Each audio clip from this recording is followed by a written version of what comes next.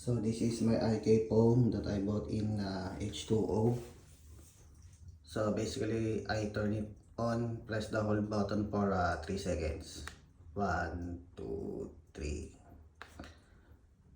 Now press 1 for using the compressor.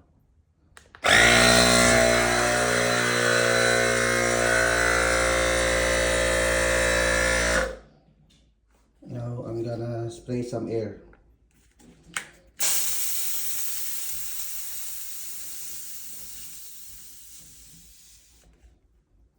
See, it should be pumping air by now. Let's say I'm in the car wash, right? See, only turn on blinking green light. So what I'm gonna do is pump. If I was in the car wash right now, I'm gonna pump.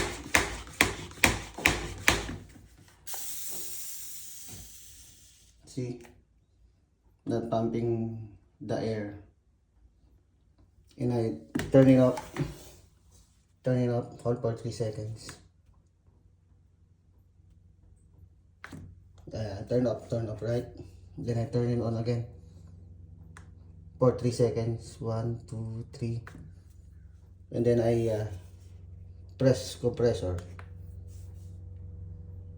See, should be pumping air by now, but it's not. So when I'm car washing the car, I use it manually because it should be pumping air by now. So that's the problem. Okay. So this is the you call that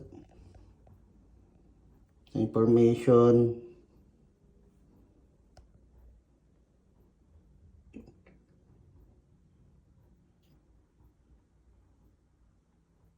Okay.